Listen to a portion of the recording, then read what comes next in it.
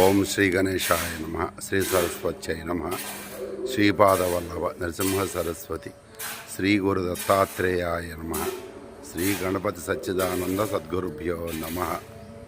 ఈరోజు 2వ తారీఖు. నేను ఇక్కడ రాజపల్లి అరుణాచలేశ్వర స్వామి ఆలయం దగ్గర, శివాలయం దగ్గర ఈరోజు ఇక్కడే ఉన్నాను. నిన్న మధ్యాహ్నం ఇక్కడికి వచ్చాము. ఇక్కడ ఓ రోజు రాత్రి ఇక్కడే స్టే చేసాము. ఆశ్రమంలో ఈ స్వామి సన్నిధిలో ఇక్కడ అకామిడేషన్ కూడా ఇచ్చారు. రాత్రి ఇక్కడే ఉన్నాను. పౌర్ణమి టైంలో ఉండటం అనేది చాలా చాలా మంచి ఎక్స్పీరియన్స్, చాలా బాగుంది. ఇక్కడ పౌర్ణమి సంబంధించింది కార్యక్రమాలు, పారాయణం, ఈ వాతావరణం అంతా ఆధ్యాత్మిక వాతావరణంతో, అట్లాగే రమణాశ్రమం లాగా తిరుమలలో ఉన్న అనుభూతి ఇక్కడ ఉండే స్వామి కూడా ఆ భావంతో ఆ ఇదిలో జీవిస్తున్నారు. ఆ స్వామితో కూడా కాసేపు మాట్లాడాను. ఇక్కడ నిజంగా ఇక్కడ వాతావరణం అంతా ఒకసారి వచ్చి ఇక్కడ నిద్ర చేసి వెళ్తే చాలా ఉత్తమం అనిపించింది. మళ్ళీ నెక్స్ట్ టైం మళ్ళీ 3 రెత్తలైనా ఇక్కడ నిద్ర చేయాలని చెప్పి అనిపిస్తూ ఉంది. ఈరోజు మేము ఇటు సైడు శాంతాశ్రమం, ఇటు ఆంధ్ర శబరిమలై కొన్ని ప్లేసెస్ ఉన్నాయి. లోపలికి మొన్న వెళ్ళాము. లాస్ట్ వీక్ ఒక 10 రోజుల క్రితం ఒకసారి వచ్చాము. మళ్ళీ ఇప్పుడు అవన్నీ ఎక్స్ప్లోర్ చేద్దామని చెప్పి వెళ్తున్నాము.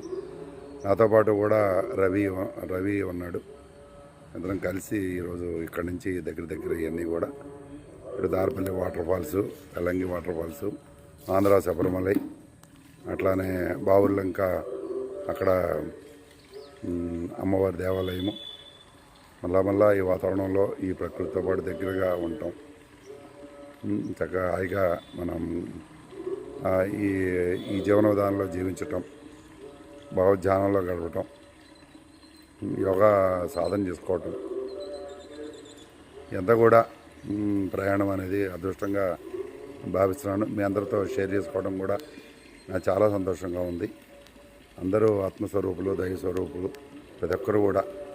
మన భారతదేశంలో ఆ వాతావరణం ఆల్రెడీ మన పూర్వీకులు మనకి ఇచ్చిన వాతావరణం ఉంది. అట్లానే ఇక్కడ వాతావరణం కూడా మీరు కూడా తప్పనిసరిగా ఇక్కడ రండి. ఒకసారి ఎలా ఉందో మీకు చూపిస్తాను.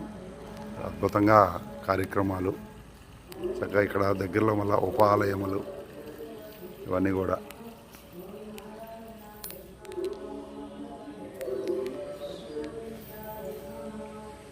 సుబ్రహ్మణ్యేశ్వర స్వామి దేవాలయము. ఇది మెయిన్ ఎంట్రన్స్ శివాలయంకి. చాలా బాగుంది ప్రతిదీ కూడా. ఇది గణపతి ఆలయము.